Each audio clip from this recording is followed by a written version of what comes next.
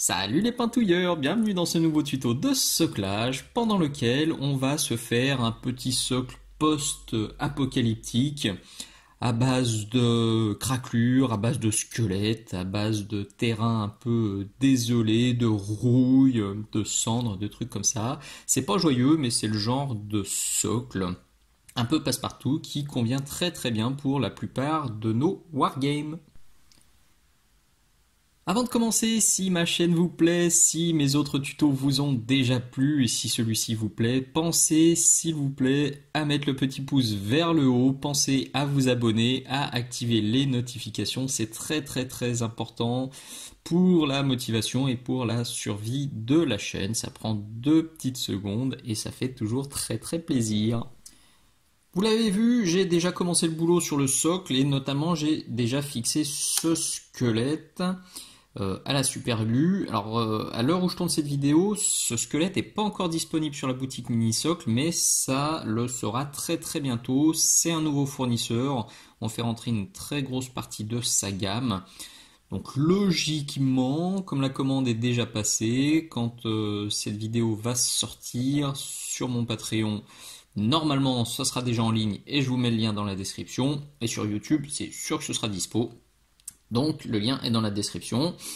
Comme tout le reste, je le dis à chaque vidéo, s'il vous plaît, arrêtez de m'envoyer des questions auxquelles je réponds dans les vidéos ou dans la description. Tout ce que j'utilise est marqué dans la description de la vidéo, il suffit de la lire. Donc j'ai utilisé ça, je l'ai fixé à la super glue, seulement, vous voyez, quand c'est livré, c'est quand même assez épais. Enfin, c'est trop épais à mon goût, donc j'ai poncé ça avec du papier de verre épais pour arriver vraiment à ras et pour mieux l'intégrer à mon socle. Pour la suite des réjouissances, j'ai mis un petit peu de papier absorbant là pour protéger mon plan de travail parce que ça va être sûrement un peu crasse-pouecos. On va mettre du flocage tout autour du squelette. Pour ça, je vais utiliser le Russian Mud 73808, disponible sur la boutique bien sûr. Et le Martian Iron Earth de chez Citadel, donc c'est de la terre qui va craqueler. Il y a beaucoup d'autres possibilités, il y a plusieurs références de terre qui craquellent. Bon, j'avais celle-ci sous la main, elle était ouverte, sinon vous avez aussi celle-ci sur la boutique. Notez d'ailleurs que elles réagissent pas toutes exactement de la même façon. J'ai fait plusieurs tests et je vous conseille de le faire aussi.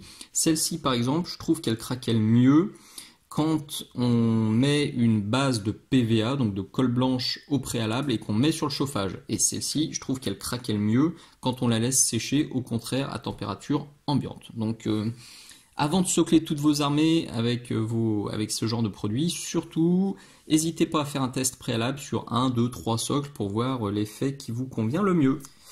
Vous vous en doutez, maintenant que la figurine est peinte et en place, maintenant que le décor est aussi en place, ça va pas être simple d'appliquer les flocages. J'aurais dû le faire avant de peindre la figurine. Et c'est ce que je fais normalement avant de peindre la figurine. Celle-ci, c'est un petit peu spécial. Je pensais vraiment juste faire un test de peinture d'armure et voilà, ça devait juste être un cobaye. Mais vu que le résultat sur l'armure m'a bien plu, et bien, je suis allé jusqu'au bout, j'ai totalement peint la figurine et je me retrouve avec une jolie figurine peinte et un socle nu. Donc on va jouer, on va faire un petit peu les contorsionnistes pour essayer de mettre du flocage de partout sans en mettre sur le pitou. Pour ça, j'ai simplement pris des cure-dents et puis un petit outil de sculpture. Je prendrai peut-être aussi un vieux pinceau pour tapotouiller si nécessaire. Et on va essayer de se débrouiller de cette manière. Donc on commence avec la boue russe que j'ai déjà montré et utilisé sur ce tuto là.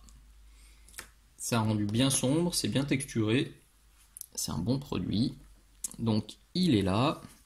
Je vais commencer au dos parce que c'est plus simple. Faire le focus.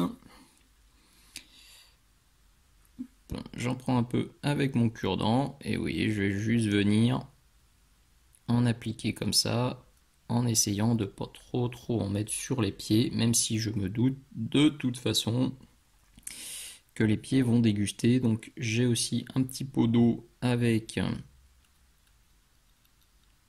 avec un petit pinceau pour nettoyer. Ça va être laborieux, hein. Clairement, je le redis, faites ça avant de peindre la figurine, comme ça vous pouvez nettoyer tranquillement. Là c'est une sale idée que j'ai, mais c'est juste de la patience. Avec de la patience, ça va très très bien aller. Vous le voyez, j'avance tranquillement et par endroits, au lieu de prendre de la bourrusse, eh ben, je vais venir tapotouiller la terre qui craquelle.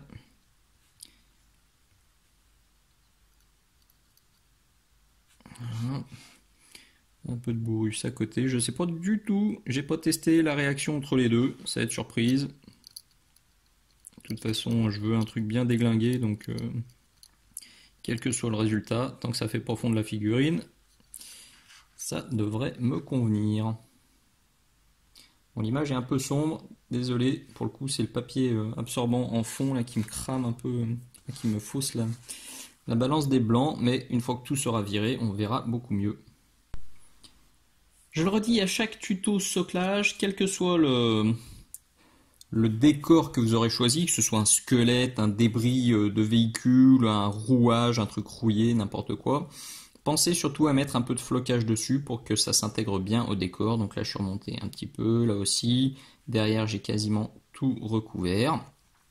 Et il n'y a plus qu'à laisser sécher maintenant, en espérant que ça craquelle bien et que le résultat soit joli. Si ça convient pas, je remettrai juste un deuxième passage de l'un ou l'autre des produits jusqu'à ce que le rendu final me convienne. C'est bien sec, j'ai laissé sécher toute la nuit sur un radiateur. Bon, c'est sec depuis un moment, j'aurais pu reprendre la peinture bien avant, mais voilà. Je voulais être sûr que ça bougerait pas. J'étais pas particulièrement pressé de toute façon. Donc voilà le résultat final. Ça a cracouillé. C'est très très léger. Quand on regarde de près, on voit les micro craquelures. Franchement, je pense qu'à la peinture, ça se verra pas, que je me suis embêté pour rien. Là, si quand même, on voit que ça a bien craqué là-bas au fond.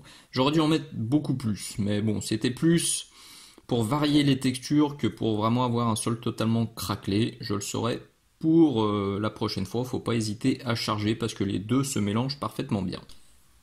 On est maintenant prêt pour colorier. J'ai sorti ça, donc de l'ombre brûlée, qui est la couleur d'ombrage de toute la figurine. J'en ai mis dans l'armure, j'en ai mis dans les cuirs, j'en ai mis dans les métaux, j'en ai mis dans les cheveux, j'en ai mis dans la peau, j'en ai mis sur le parchemin, il y en a de partout. Donc, pour avoir vraiment une ambiance bien dark et une ambiance cohérente, je vais réutiliser les mêmes couleurs que sur la figurine. Donc pour la base, c'est l'ombre brûlée et je cherche là vraiment quelque chose de très très dark.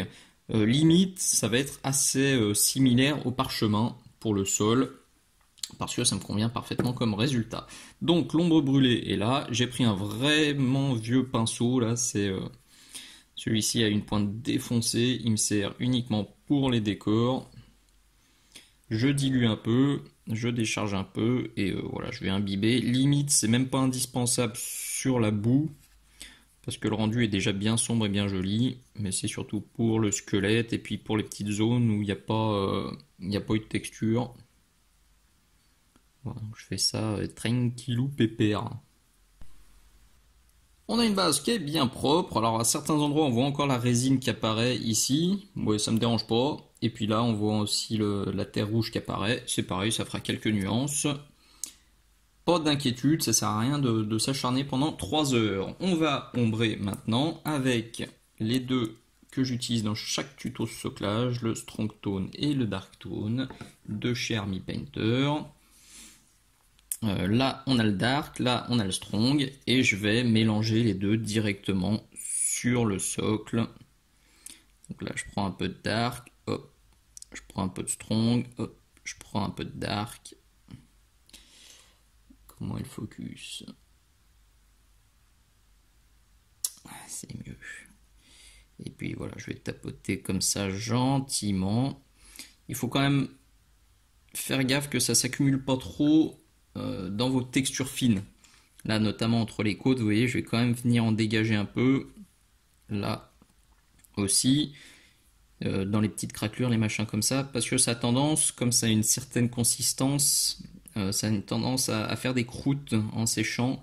et ça peut rapidement vous combler les petits détails intéressants. Donc badigeonner comme ça pour aller vite, mais une fois que c'est bien badigeonné avant que ça sèche, et ben séchez votre pinceau, déchargez-le et venez tapotouiller sur les zones où vous avez été un peu trop gourmand.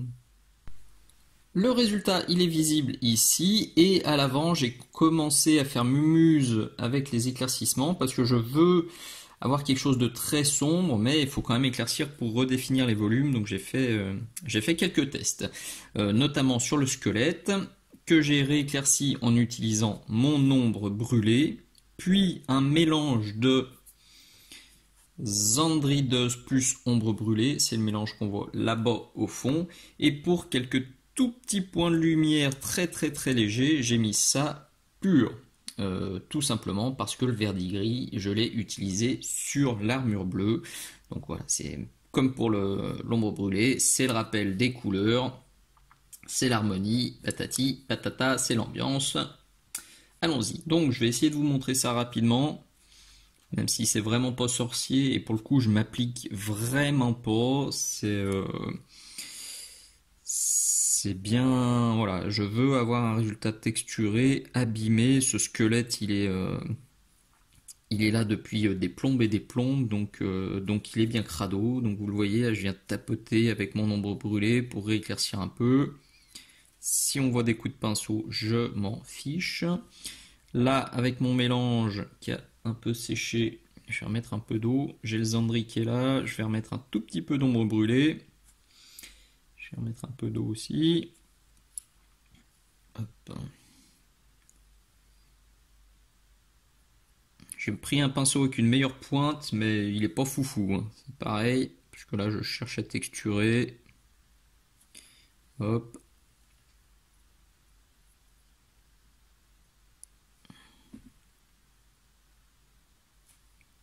Je veux surtout pas que le socle attire trop l'attention. C'est pour ça que je vais rester soft. Hop. Et le verdigris, il est hors champ. Le voilà.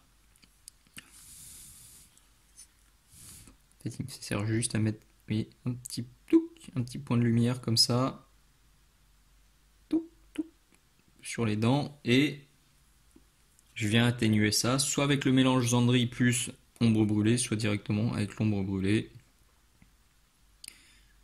pour rester dans le thème bien darkounet. Voilà, donc il y a un peu de taf quand même. Après, je travaillerai légèrement le sol, mais ça va être très léger aussi. Et puis on verra là comment j'ai mis ces petites zones rouginettes. Pour ces fameuses touches de rouge, j'ai utilisé ça, on le voit là-bas au fond, c'est du pigment tertienne calciné mini socle auquel j'ai mélangé du vernis mat. Vous le savez, normalement quand j'utilise des pigments, pardon, j'utilise plutôt du médium mat, mais le médium il est actuellement en rupture chez Valero et chez Prince Auguste, donc je trouvais ça un peu idiot de vous montrer un produit qui est compliqué à trouver, notamment sur ma boutique. Donc j'ai utilisé ça, du vernis mat, que ça pour le coup j'en ai en masse, et ça fonctionne largement aussi bien. Donc vous voyez, je me fais mon petit mélange.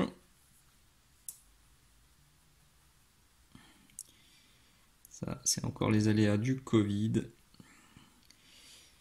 J'espère que la situation reviendra à la normale quand vous regarderez cette vidéo, que cette cochonnerie de virus nous aura fichu la paix, parce que là, ça devient pesant.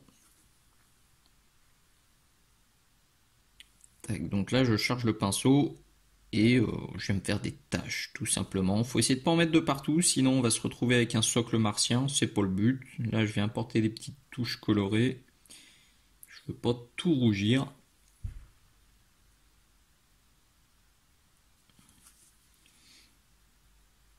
Donc, sur les endroits où je veux qu'il y en ait plus, je fais 2 passages. Vous voyez, là, vers les chaussures, j'en mettrai bien un peu plus. Et là, j'ai mis de l'eau sur mon pinceau. Et je vais venir passer quand même vite fait comme ça, un petit glacis sur les chaussures. Là, je décharge. Je vais atténuer. Très important pour bien intégrer le pitou à son socle. toujours penser à salir les chaussures, les bottes, les pieds. Ça fera moins le cheveu qui vient de tomber sur la soupe. Sur les zones où le rouge me semble trop marqué, je vais faire plusieurs choses. Alors soit j'utilise ça, de l'Incubi Darkness, qui est la teinte que j'ai utilisée pour l'armure. Donc je me suis fait, vous le voyez, un jus bien dilué comme ça. Et notamment là, devant, il y a pas mal de rouge. Et ben j'ai tapoté, j'en profite pour en mettre un peu sur le squelette. J'en mets à droite à gauche. Je vous réexplique pas pourquoi, vous l'avez compris. Voilà. Donc soit ça, soit au contraire, là où je veux que ce soit plus marqué, j'ai sorti ça de l'Averland Sunset, qui est la couleur de base du gant. Donc là, je le prends là. Et par exemple, là, je veux forcer un peu, je veux que ça fasse plus rouillé, plus jaune. Et ben, j'en tapotouille légèrement. Donc c'est une recette à adapter totalement à ce que vous peignez. Clairement, là, moi, je mets du bleu et du jaune. Si votre figurine, elle est verte et violette, et ben, c'est le vert et le violet qu'il faut réutiliser. Si vous aussi, vous cherchez cette ambiance dark et cette coordination, n'importe quoi. Cette harmonie entre le pitou et le socle. Maintenant, c'est pas obligatoire, hein, mais moi, je veux vraiment que le pitou reste la pièce principale. Si j'avais pas en tête cette ambiance très sombre, j'aurais utilisé des couleurs beaucoup plus claires pour le socle. Mais là, vraiment, je veux rester parfaitement cohérent. Donc je vais simplement jouer avec ça, soit un peu de bleu, soit mon mélange là, encore un peu de pigment, et quand c'est too much ou quand je veux rééclaircir un petit peu, de l'ombre brûlée. Je m'amuse à droite à gauche, c'est la détente, je cochonne, et on se dirige tranquillement vers la fin. Et nous voilà au bout de ce nouveau tuto. Je suis resté très soft sur l'éclaircissement du sol. J'ai juste remis un peu d'ombre brûlée et basta, parce que voilà, ce résultat bien sombre me plaît. J'ai par contre, on le voit bien ici, mis aussi par-ci par-là des petites touches de verdigris pur. On le voit là, on le voit aussi ici, là sur le bord du socle. Ça apporte un peu de nuance, ça apporte un peu de peps, des petites zones très claires comme ça. Faut y aller bien dilué et en petites touches, et je trouve que ça fait, en tout cas moi c'est quelque chose que j'aime bien, je le fais souvent. Là c'était du verdigris parce que c'était la couleur qui me semblait la plus opportune, mais vous pouvez mettre bien sûr ce que vous voulez, et je le redis encore une fois, cette recette elle est parfaitement adaptée à ma figurine, mais c'est déclinable à l'infini et c'est customisable à l'infini pour matcher au maximum avec votre figurine, avec votre ambiance, avec votre univers. Cette vidéo, c'était bien sûr une avant-première Patreon. Tous mes abonnés ont pu la voir il y a 3 ou 4 mois. Le lien est ici, il est renoté dans la description de la vidéo si vous voulez venir faire un tour, voir les vidéos exclusives et les avant-premières que je propose. Je le dis encore, si ce contenu vous a plu, si mes autres vidéos vous ont plu, si vous êtes du genre à oublier de mettre le petit pouce vers le haut, et ben pensez à le faire s'il vous plaît, c'est très bon pour le moral, c'est très bon pour la motivation, que ce soit sur cette vidéo ou sur les autres, c'est c'est vital hein, pour que je garde la pêche, pour que je garde le mojo et pour que je garde l'envie de continuer à partager du contenu gratuit sur mon YouTube. Merci à vous, je vous dis à très bientôt, ciao ciao.